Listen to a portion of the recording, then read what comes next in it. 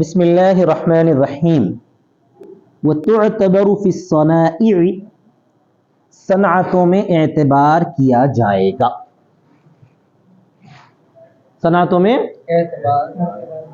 کس چیز کا اعتبار کیا جائے گا؟ بات کون سی چل رہی تھی؟ کفو کا اعتبار کیا جائے. کہاں پر؟ صنعت اور کاریگری میں. دیکھو شرعی اعتبار سے کوئی کاریگری بری نہیں ہے، جو بھی حلال کاریگری ہے وہ اچھی ہے. چاہے آپ چپڑے کا کام کرتے ہوں گے، چاہے آپ پلاسٹک کا کام کرتے ہوں گے، چاہے آپ صاف صفائی کا کام کرتے ہیں، کوئی بھی کاریگری بری نہیں ہے. صنعت بولتے ہیں اس کو. صنعت میں کاریگری ہوتی یا ملازمت ہوتی کوئی بری نہیں ہے، مگر لوگوں کے ذہنوں میں کیا رہتا ہے؟ بھائی انہیں وہ کام کرنے والا ہے، میں یہ کام کرنے والا ہوں. انہیں صفائی کا کام کرنے والا ہے، میں نوکری کرنے والا ہوں. رہتا نہیں رہتا؟ تاجر میں بھی الگ الگ تاجر رہتے. کوئی جو ہے ترکاری کا تاجر رہتا تو کوئی میوے کا تاجر رہتا اور کوئی سونے کا تاجر رہتا. تو تجارت میں بھی فرق پڑتا نہیں پڑتا. تو صنعت اور حرفت کے اعتبار سے کفو کا اعتبار کیا جائے گا. صنعت اور حرفت میں بھی کفو کا اعتبار کیا جائے گا. تو اعتبار کیا جاتا ہے صنعتوں میں. وہذا عند ابی یوسف و محمد، یہ ابو یوسف اور محمد رحمۃ اللہ علیہ کے پاس. وعن ابی حنیفہ فی ذالک روایتان، اور ابو حنیفہ سے اس بارے میں دو روایتیں ہیں. ابو حنیفہ رحمۃ اللہ علیہ کی دو روایتیں نکلتی ہیں. ایک روایت تو یہ بتاتی ہے کہ وہ بولتے ہیں کہ صنعت کا کوئی اعتبار نہیں. صنعت کا کوئی اعتبار نہیں، کیونکہ کوئی آدمی جو ہے آج ایک کام کرتا ہے، بعد میں دوسرا کام کرتا ہے. مثال کے طور پر چپل کا اس کا کاروبار تھا، تھوڑے دنوں کے بعد چپل کا کاروبار چھوڑ کے کیا کرتا ہے؟ انہیں ٹوپیاں کو شروع کر سکتا ہے. تو صنعت اس کا کوئی اعتبار نہیں ہے. ہاں مگر ایسی صنعت ہو، ہاں مگر جو بالکل لوگوں کی نظروں میں گری ہوئی ہو، جو بالکل لوگوں کی نظروں میں گری، تو پھر جو ہے وہ صنعت کے بارے میں لوگوں کے ذہنوں میں یہ رہتا ہے کہ یہ زیادہ اچھا کام نہیں ہے، تو پھر وہاں کفو کا اعتبار کیا جائے گا. جو خاندان کی بچی وہ صنعت کے اندر کام نہیں کرتی، تو ویسی خاندان کی بچی کے لیے یہ صنعت والا بچہ کفو نہیں ہو سکتا ہے. بولیے. خاندان کی بچی کے لیے یہ چھوٹی صنعت کا بچہ کفو نہیں ہو سکتا، یہ ابو حنیفہ کا خیال. ورنہ عام صنعتوں کے اندر کفو کا کوئی اعتبار نہیں ہے. او دیکھیے ابو حنیفہ سے اس بارے میں دو روایتیں ہیں. ابو یوسف سے ایک روایت یہ ہے کہ انہ لا یعتبر. اچھا، یہ ابو حنیفہ سے روایت تو یہ تھی کہ دو ہے. ایک روایت سے اعتبار کیا جائے گا مانا جاتا تھا، ایک روایت کے اعتبار سے اعتبار نہیں کیا جائے گا مانا جاتا تھا. یہ بات ابو یوسف کی روایت میں ہے کہ وہ اس کا اعتبار نہیں کرتے ہیں، اور ایک روایت ہے ابو یوسف سے.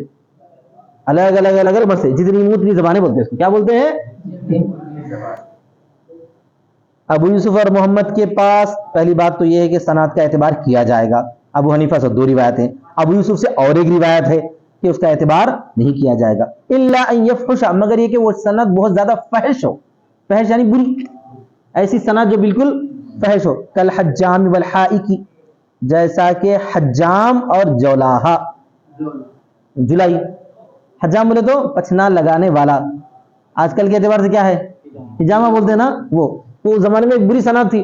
ارے لوگوں کی جو ہے وہ سنگ لگا کے لوگوں کا جو ہے خون منہ سے کھینچتے تھے. وہ لوگ کیا کرتے تھے؟ منہ سے کھینچتے تھے. تو ایک بری صنعت مانی جاتی تھی. مگر آج کل جو لوگ جو ہے لیب ڈائگنوسٹک کا جو کاروبار کرتے ہیں، یہ بری صنعت تو نہیں ہے نا؟ بہت پیسے والی صنعت ہے، بہت پیسہ آتا ہے اس میں. آج کل لوگوں کے حساب سے یہ کوئی بری نہیں، کسی زمانے میں بری صنعت مانی جاتی ہے. اسی طرح ہائک، کپڑا بننا کسی زمانے میں کیا تھی؟ یہ بالکل گری پڑی صنعت سمجھی جاتی تھی. لیکن آج کل کے اعتبار سے کیا ہے؟ یہ بہت رئیس مانے جاتے ہیں کپڑا بننے والے، بہت عزت والے. ارے کپڑے کی کمپنی بولتے ہیں اس کو. اگرچہ کہ انہیں چھوٹا موٹا جو ہے گھر کے اندر کپڑے بن لیتا ہوں گا، لیکن کیا بولتے ہیں اس کو؟ کپڑا بناتا، کپڑے کی کمپنی ہے اس کی، اس طرح ہے. تو جولاہی بولتے ہیں اس کو، جولاہا بولتے ہیں. والدباغ، اور رنگنے والا، رنگریز. سباغ ہے جی رنگریز. دباغ ہوتی ہے چمڑے والا، چمڑے کو دباغت دینے والا. ہاں سباغ نہیں، سوری دباغ ہے. دباغ کیا ہے؟ دباغت دینے والا. کیا کرتا ہے دباغت دینے والا؟ چمڑے کی دباغت دیتا. کسی زمانے میں کیا تھا؟ یہ بالکل گرا پڑا کاروبار تھا. آج کل کوئی گرا پڑا کاروبار نہیں، مگر پھر گر گیا. پھر آج کل گر گیا. اب چمڑے کا جو کاروبار ہے بالکل کیا ہو گیا, گر گیا, نہیں گر گیا. تو خیر یہ حالات کے حساب سے معاملہ صنعت کا چینج ہوتے رہتا ہے. تو خلاصہ یہ ہوا کہ ابو یوسف اور محمد کے بارے میں تو یہ ہے کہ پہلی بات تو یہ ہے کہ انہوں صنعت کا اعتبار کرتے ہیں. ابو حنیفہ سے 2 روایتیں. ابو یوسف سے ایک روایت یہ ہے کہ صنعت کا اعتبار نہیں ہے, لیکن بہت زیادہ اگر گری ہوئی صنعت ہے تو اس کا اعتبار ہے. ٹھیک ہے نا بھائی. وجہ الاعتبار, اب ہمارے مصنف فرماتے ہیں ابو یوسف کا اور محمد کا جو اوپر قول ہے نا متن میں, اس قول کا سبب یا اس قول کی دلیل بیان کرتے ہیں. اعتبار کرنے کی وجہ یہ ہے کہ لوگ فخر کرتے ہیں حرفت کے بڑے ہونے سے, عزت والا ہونے سے. حرفت مانے وہی صنعت, کاریگری. اگر کوئی آدمی بڑا کام کر رہا ہے, کمپیوٹر بنانے والا ہے, کمپیوٹر بنانے والا ہے, اسی طرح پر جو ہے اور کوئی لوہا بنانے والا ہے, اس کا کاروبار کرنے والا ہے, تو جو ہے یا سونا بنانے والا ہے, تو ایسے لوگوں کی کیا ہوتی ہے معاشرے میں عزت ہوتی ہے. تو حرفت کے بڑے ہونے سے, عزت والے ہونے سے لوگ فخر کرتے ہیں, اور اس کے کمتر ہونے سے عار کرتے ہیں. وَيَتَعَيَّرُونَ بِدَنَاءَتِهَا, اور اس کے کمتر ہونے سے کیا کرتے ہیں لوگ, عار محسوس کرتے ہیں. دوسری قول کی وجہ کیا ہے, جو دو صنعت اور حرفت کا اعتبار نہیں ہے, کفو میں بولتے ہیں, صنعت اور حرفت کا کفو میں اعتبار نہیں ہے بولتے ہیں, ان لوگوں کی قول کی وجہ یہ ہے کہ وجہ القول الآخر ان الحرفت لیست بلازمت. دوسرے قول کی وجہ یہ ہے کہ حرفت جو ہے لازم نہیں ہے. حرفت کوئی ضروری نہیں ہے چمڑے والا ہمیشہ چمڑے کا ہی کاروبار کرے, گوشت والا ہمیشہ کوئی ضروری نہیں ہے. وَيُمْكِنُ التَّحَوُّلُ عَنِ الْخَسِيسَةِ إِلَى النَّفِيسَةِ مِنْهَا, اور ممکن ہے بدلنا کمتر سے اس کے اچھے تر کی طرف. خسیسہ گرا ہوا اور نفیسہ عمدہ, سمجھ میں آ گیا نا. کمتر سے عمدہ صنعت اور حرفت کی طرف بدلنا یا منتقل ہونا ممکن ہے, لہذا صنعت اور حرفت کا کوئی اعتبار نہیں ہے, وہ خاندانی لوازمات میں سے نہیں ہوتا, ایسا بولتے. مگر یہاں ہندوؤں کے اندر جو مختلف طبقات تھے, ان مختلف طبقات کے مختلف لوگ مختلف پیشوں کے لیے ہی مقرر تھے. جیسے دھوبی, اس کا خاندانی پیشہ ہے وہ حجام, اس کا خاندانی پیشہ, بال کاٹنا, نائی جس کو بولتے ہیں اپن, اردو والے اپن حجام بولتے ہیں. اسی طرح پر دوسرے مختلف جو پیشے تھے وہ خاندانی اعتبار سے پیشہ ور تھے وہ لوگ. تو وہاں زیادہ زیادہ ہم یہ بول سکتے ہیں کہ وہ خاندان کے اعتبار سے نسب کا فرق پڑتا ہے. کیا بول سکتے ہیں, کفو کا وہاں پر اعتبار کیا جائے گا, پیشے میں سے کفو کا کوئی اعتبار نہیں ہوا. یہی رائے زیادہ مناسب نظر آتی ہے. چلیے آگے بڑھے. اب اس کے بعد کچھ اور مسائل ہیں. وَإِذَا تَزَوَّجَتِ الْمَرْأَةُ وَنَقَصَتْ عَنْ مَهْرِ مِثْلِهَا فَلِلْأَوْلِيَاءِ الْاعْتِرَاضُ. اوپر ایک بات آپ کو بتائی گئی تھی کہ جو ہے اگر عورت بغیر کفو کے نکاح کر لے, عورت تو نکاح ہوگا کہ نہیں ہوگا, وہ نکاح تو ہو جائے گا, لیکن ولی کو اعتراض کا حق حاصل. بولے تھے ولی کو کرا سکتا, مگر عدالت خود جا کے درا دم کا نہیں کرا سکتا, عدالت کو جانا پڑتا. عدالت تحقیق کرنے کے بعد کیا کرتی ہے, دونوں کے درمیان تفریق کرا دی. اسی طرح اور ایک مسئلہ ہے, اگر کوئی لڑکی ہے مثال کی طرف مشتاق سے نکاح کر دی, کوئی لڑکی کیا کرے اپنی طرف سے, ٹھیک ہے, اور مہر مثل سے کم مقرر مہر کر لی ہے. آپ لوگوں کو معلوم ہے نا مہر مثل کس کو بولتے ہیں, اس سے پہلے آیا نا, جو لڑکی ہے اس کے خاندان کی جو ددیالی لڑکیاں ہیں, اس کی بہن یا اس کی چچا زاد یا تایا زاد بہن وغیرہ, ان کا جو اوسط مہر ہے اس کے مہر کے برابر مہر اس کا مہر مثل کہلاتا ہے. مہر مثل سے کم انہیں مقرر کر لی. کیا لڑکی ہے میں, وہ لڑکی کا نام کیا ہے, نہیں معلوم, نہیں بولنا چاہ رہا کوئی بات نہیں مت بولو. تو وہ لڑکی کیا کری معلوم ہے, نکاح کر لی اور مہر مثل سے کم مقرر کری, تو ولی اعتراض کر سکتے ہیں. اب اعتراض کرتے کیا بول سکتے ہیں, یا تو بھائی مہر مثل پورا لے لو آپ, کیونکہ مہر مثل سے کم مقرر کرنا ہمارے خاندان کی عزت کے اندر جو ہے خلل ڈالنے والا ہے.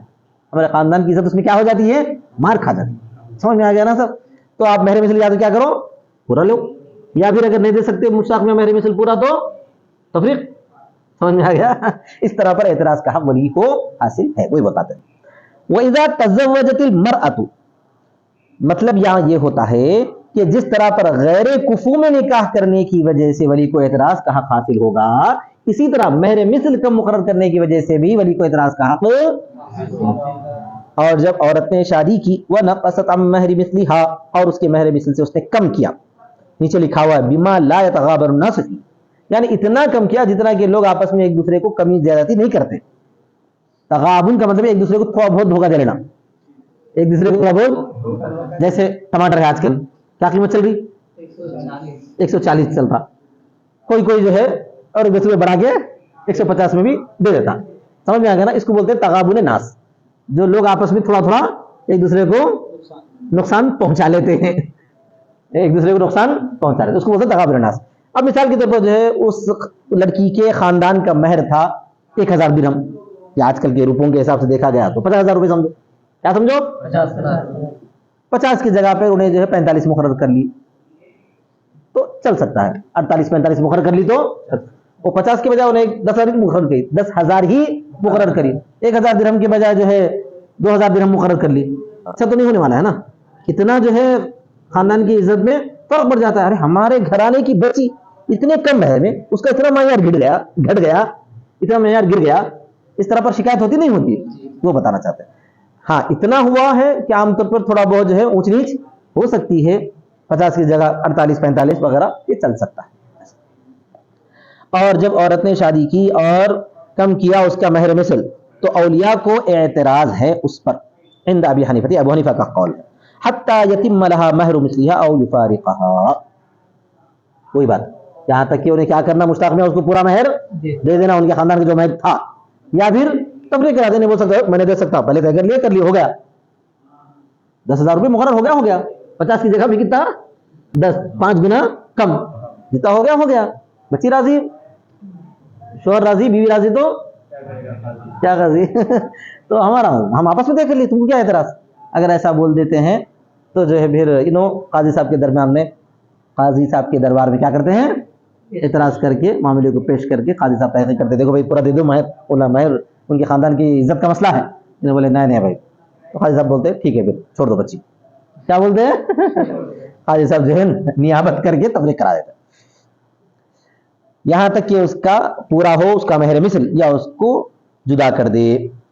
وقال لیس لهم ذلك، صاحبین کہتے ہیں نہیں ہے ان کے لیے یہ، یا یہ حق نہیں ہے. زیادہ نصیحت کر سکتے مگر نکاح توڑا نہیں سکتے. جس طرح جو ہے کفو میں نہ ہو تو نکاح توڑا سکتے تھے، ویسا یہاں پہ توڑا نہیں سکتے. وهذا الوضع انما يسير على قول محمد على اعتبار قوله مرجوع اليه في النكاح بغیر الولی.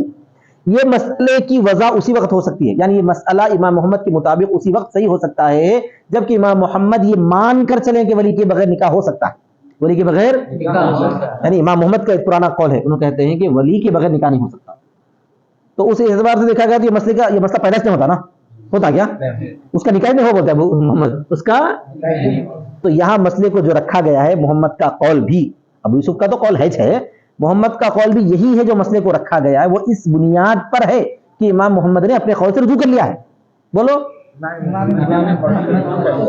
اور رجوع کر کے کیا بولا انہوں نے، ولی کے بغیر نکاح ہو سکتا ہے. نہ صرف یہ کہ ہو سکتا ہے، اتنا مضبوط ہو سکتا ہے کہ مہر مثل کی وجہ سے نکاح نہیں ٹوٹتا، مہر مثل کی وجہ سے. تو امام محمد کے مرجوع الیہ قول کی بنیاد پر ہے اس مسئلے کو رکھنا. مرجوع الیہ یعنی جس قول کی طرف انہوں رجوع کر کے آ چکے ہیں، پہلے جو قول تھا اس قول کو چھوڑ دیے. ترجمہ دیکھو، اور یہ رکھنا هذا الوضع، بولے تو اس مسئلے کو رکھنا صحیح ہو سکتا ہے، جزء نیست صحیح ہوتا ہے، یعنی اسی وقت صحیح ہو سکتا ہے. حصر کے لیے انما صحیح ہوتا ہے قول محمد پر ان کے مرجوع الیہ قول کے اعتبار پر. ان کے کیا ہے مرجوع الیہ قول کا اعتبار؟ کہ نکاح میں بغیر ولی کے، نکاح میں